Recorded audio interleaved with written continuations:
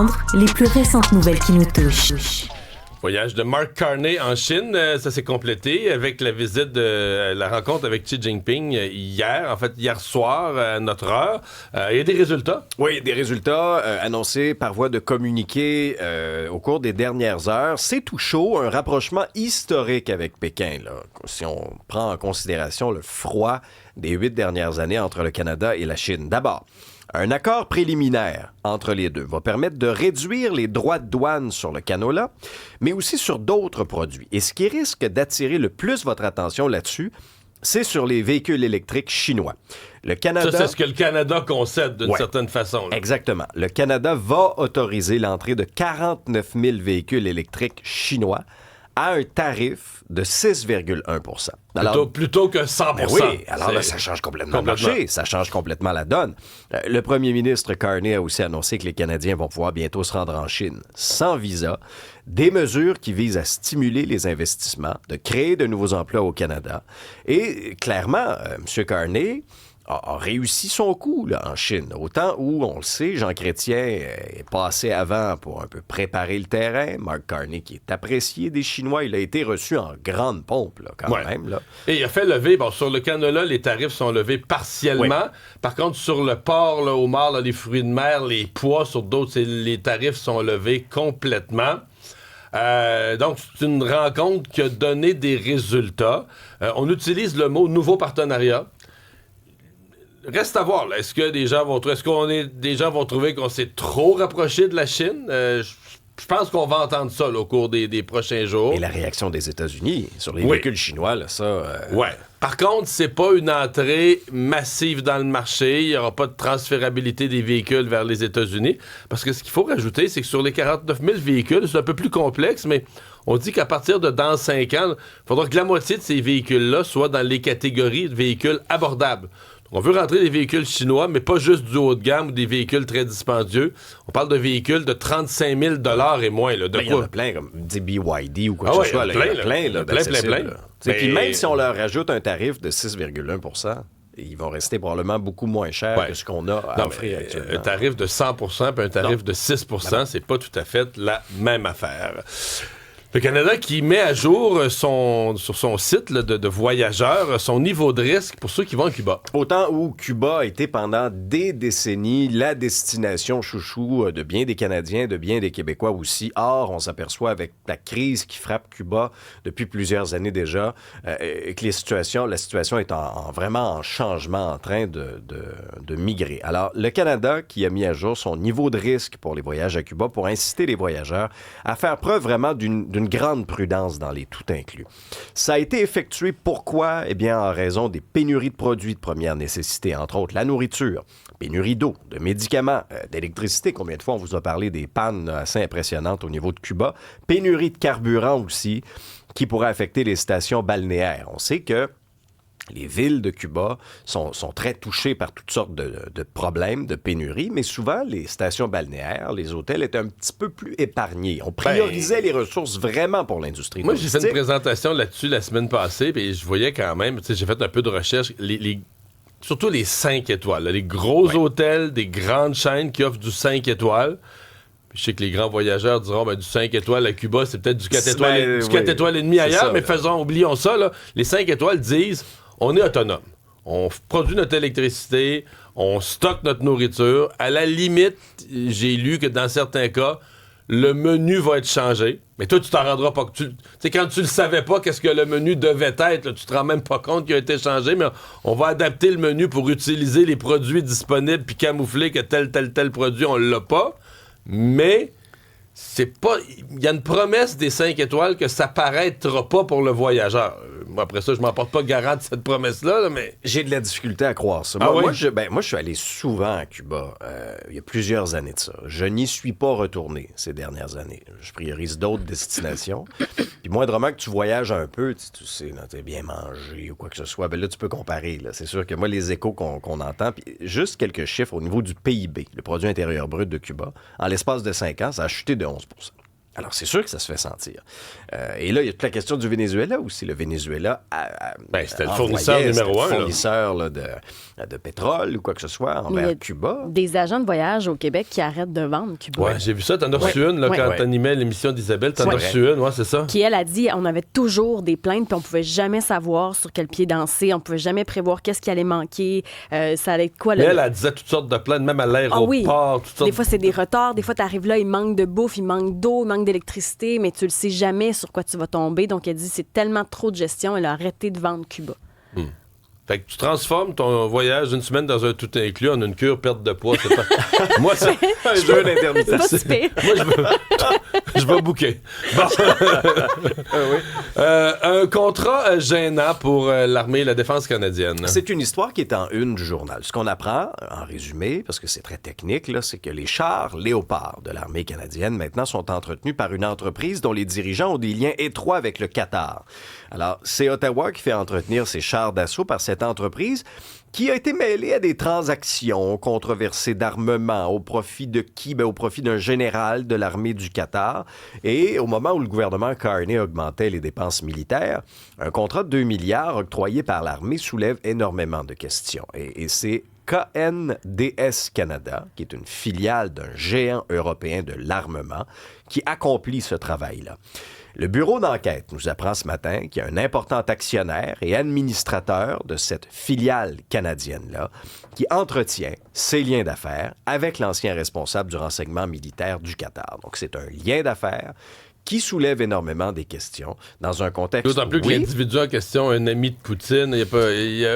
Tous ses amis ne sont pas nos amis, là. Non, pas nécessairement. Alors oui, d'une part, on augmente le budget militaire, mais à qui va cet argent-là et à qui vont ces contrats-là?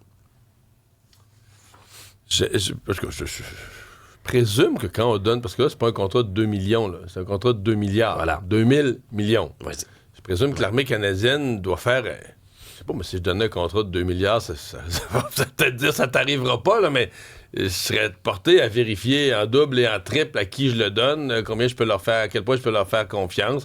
J'ai hâte de voir s'il y aura des réactions à Ottawa aujourd'hui là-dessus. Bon, succession de François Legault, les règles se précisent. Oui, les ministres qui pourraient être tentés par la course, parce que là, il y a toutes sortes de noms qui circulent. Présentement, tout le monde est tenté. Ben oui, c'est ça. Il y a personne qui a fermé la porte. Tout le monde garde ses options ouvertes. Alors, les ministres qui seraient tentés par la course à la direction, ils vont devoir se retirer de leurs fonctions jusqu'à l'élection du prochain chef. Le parti, maintenant, donc, qui souhaite éviter toute apparence de conflit d'intérêts. Mais ils ont consulté, c'est un peu la décision aussi de la commissaire à l'éthique, là, qui leur a donné les balises. Oui, parce que quand tu parlais à Mme Legault hier, mais c'est un peu ce qu'elle te disait aussi, là. Tu sais, ça va être un petit peu, le processus en cours. Mais ça change tout, la confirmation. Ben oui, ça change tout, Parce que ça veut dire que toute la notion d'un ministre qui se lance dans la course en sachant qu'il gagnera pas, mais en se disant ça va augmenter mon profil, puis je vais me rallier aux gagnants, ce ralliement va peut-être jouer dans la course, donc je vais devenir le kingmaker, celui qui fait gagner quelqu'un.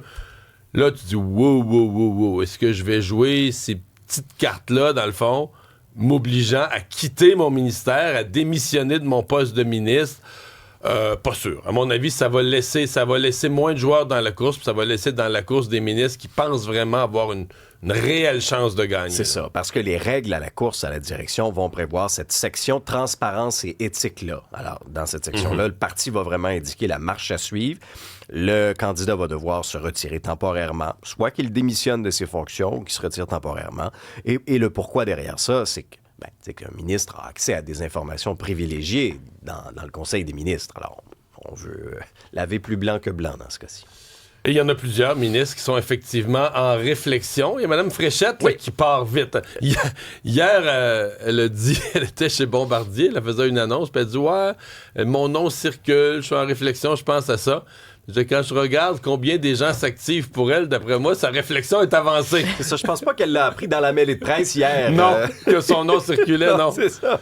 Alors oui, Christine Fréchette, c'est le nom qui circule beaucoup en ce moment. Elle a même déjà reçu un appui, Mario, avant même de savoir si elle y va ou pas. C'est le ministre responsable de la cybersécurité et du numérique, Gilles Bélanger, là, qui la voit vraiment là. Il a vanté ses mérites dans ce cas-ci. Pendant ce temps-là, il y a Simon Jolin Barrette, aussi on entend ce nom-là. Lui aussi a des appuis. À ce moment-ci, il y a des gens qui travaillent pour lui. Mais Simon Jolin Barrette et Sonia Lebel ont des gens qui travaillent pour eux. mais sans qu'eux-mêmes leur aient donné le feu vert. Alors que Christine Fréchette, elle le dit pas publiquement, puis elle me l'a pas dit à moi non plus, mais je déduis le niveau de confiance des gens qui travaillent pour elle m'indique qu'ils ont la forte impression qu'elle y va. Ouais, c'est ça. Alors là, on entend le nom de Bernard Drainville aussi. Tout le monde soupèse leurs appuis. Bon, Geneviève Guilbeault, ça, C'est plus compliqué. c'est là, plus compliqué ça va mal. en raison du rapport Galland. Hier, il y avait des rumeurs Ouais. qu'elle pourrait annoncer, même aujourd'hui ou dans les fins de semaine, qu'elle se retire de la course, là, qu'elle n'y va pas. Qu'elle se retire. Elle se retire pas officiellement. On la considérait, nous, dedans, mais qu'elle n'y participera pas. C'est ça. Parce que en raison d'un préavis qu'elle aurait reçu, selon ce qui circule, en tout cas, là, Ah oui. certaines... Non, c'est confirmé. Elle a reçu un préavis de la commission Galland. Bon, c'est pas précis, une espèce de préavis de blâme ou un préavis où elle se fait dire, regarde, Il y aura quelque chose dans le rapport. qui va puis, dire qu'on t'a pas cru. Hum. Puis les membres de ton équipe. Que Ça, va- d'une course à la chefferie, C'est pas très bon, non. non.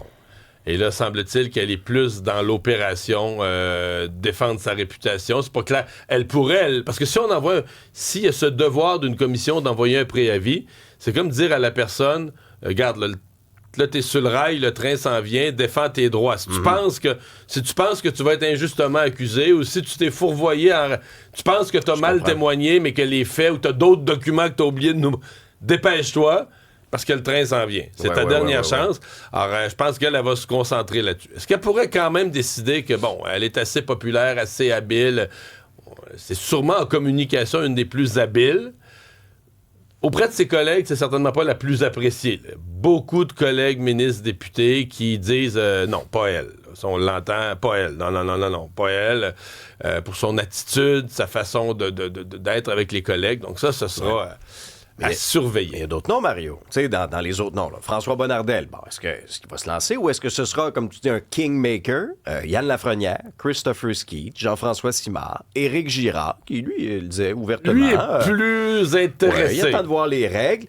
Mais là, ça, c'est juste les prétendants à l'interne. Il y en a un autre à l'externe aussi. Olivier Primo. Non, qui non, teste c'est que la lui aussi température de a l'eau. laissé entendre à des médias que ça traînerait pas. Là, Peut-être qu'il aujourd'hui, hein? donnerait On une avait, décision un ou 2 jours. Mais en Ouais. fait, à mon avis, ils vont tous devoir se positionner assez vite. Là. Préparez-vous. Là, on est vendredi. Dans une semaine, vendredi prochain, à mon avis, là, tu vas avoir un portrait beaucoup plus clair de qui est dans la course, qui est pas dans la course. Ça peut pas traîner, ces affaires-là. Là. Tu y vas ou tu y vas pas. Nouvel album pour Harry Styles. Et ça faisait longtemps qu'on l'attendait. Là. Ça fait 4 ans qu'il n'a pas sorti d'album après Harry's House, qui a été récipiendaire au Grammy cette année-là. Maintenant, on apprend qu'il sera de retour avec Kiss All the Time, Disco, Occasionally, We Belong Together, partout dans différentes villes. Il y a même un site qui est disponible. Vous pouvez y aller, webelongtogether.co. Et là, il y a une espèce de roue de fortune. C'est écrit Kiss, Kiss, Kiss, Kiss, Kiss, Kiss, Kiss, Disco, Kiss, Kiss, Kiss. Puis là, quand tu cliques dessus, il faut que tu remplisses un formulaire. Je ne l'ai pas rempli. Ouais, je suis fatigué. Là. Mais souvent, ça te donne soufflé. accès. J'ai mal aux babines. Souvent, ça te donne accès à plus d'informations. On sait que l'album comporte 12 chansons. Est-ce que les indices qu'il a placés un peu partout, ce seraient les villes où il va aller visiter la prochaine tournée? On n'a pas d'annonce non plus de est-ce qu'il y aura une tournée? Si c'est le cas, le Québec, il n'y a pas eu d'indice. Mais peut-être Pas qu'il faut encore un Toronto, puis pas Montréal. J'ai très peur, mais regarde, faut pas tout de suite avoir... Tu sais, on va laisser le libre cours parce que quand il est passé, la dernière fois qu'il devait passer chez nous, c'était au Centre Bell, puis il a dû annuler sa présence à cause de la pandémie. Ah. Donc là, il y a les rumeurs qui veulent aussi qu'il pourrait peut-être être en résidence à New York, au Madison Square Garden, comme la dernière fois. À suivre. Quand est-ce qu'on va entendre du nouveau stock? On le sait pas. On sait pas grand-chose, mais on sait qu'il y a un album qui s'en vient le 6 mars. Au mois de mars. Voilà. Charles-Antoine, deuxième défaite consécutive pour le Canadien. Ça n'a pas été facile hier soir. Là. Il y a eu une part qui ressemblait beaucoup au match précédent à Washington, c'est-à-dire un semi-effondrement en troisième période. C'était 3-3 Ouais. après 2. Pour moi, c'est un rappel des séries Ouais. éliminatoires. C'est que contre des grosses équipes avec des gros attaquants, le Canadien s'est fait éliminer en 5 contre Washington. Puis moi, je me disais hier soir, après le match, on pogne Buffalo, on pogne Washington en première ronde, là. On sort en 5 encore. Puis, malgré le talent, malgré tout, à cause du poids, on se fait enlever à rondelle, on se fait brasser en troisième. Tu sais, le joueur qui résume peut-être ce qui se passe de fou à Buffalo en ce moment et le match d'hier, c'est Tage Thompson. Tour du chapeau pour l'Américain. 6 pieds 6, 6 pieds 240 livres, je sais pas. avec des mains. C'était un peu lui qui a volé, entre guillemets, le poste dans l'équipe américaine pour les Jeux à Cole Caulfield.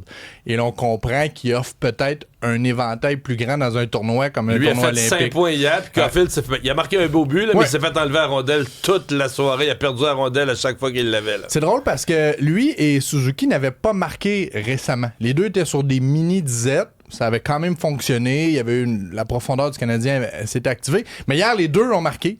Suzuki et Caulfield. D'ailleurs, ça a été un match d'unité spéciale. Il y a eu un paquet de buts. Et le Canadien, au moins, a profité de son 5 contre 3. J'ai eu peur. Oui. On a eu 2 matchs de suite incapables de marquer à 5 contre 3. On avait remis Lane Hudson sur le 5 contre 3 au lieu de Noah Dobson. Ça a donné un bon résultat. Mais sur le but gagnant, le 4e but des Sabres, ils ont gagné 5-3 mais dans un filet désert. Lane Hudson s'est fait avoir. Mais avec Dano qui a été... s'est fait manger. Moi, Dano, là, j'ai des réserves quand même. Non, mais le Dano, hier, ça a été terrible. Là. Dans le fond, Dano est là pour gagner des mises en jeu importantes en territoire adverse. Ça, il le fait régulièrement depuis qu'il est de retour à Montréal. Sinon, il ralentit, Philippe Dano. Mais ça a paru beaucoup plus hier soir. Dans un match rapide et physique, il n'était pas là du tout. Puis il a perdu la rondelle. Il a donné des chances de marquer gros. Alors que tu as un joueur défensif, il marque pas jamais. Il n'y a pas un but depuis l'année passée. Au moins, il ne faut pas qu'il en donne. Faut pas qu'il...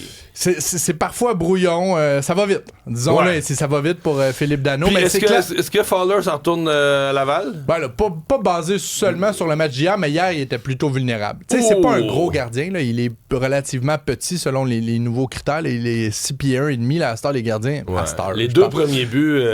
Il prend pas beaucoup de place dans son filet. Disons-le ainsi. Il avançait pas, mais on se sentait moins confiant. On l'a senti vulnérable. Mais on a aussi, puis là, faut pas non plus tout enlever au Sable. Le Canadien, c'était quand même 3-3 après 2 périodes. Ouais. Mais on a vu pourquoi les Sabres, c'est l'équipe de l'heure. Il se passe quelque chose de magique à Buffalo. Là, c'était un 15e gain à leur 17e dernier match. C'est une grosse équipe.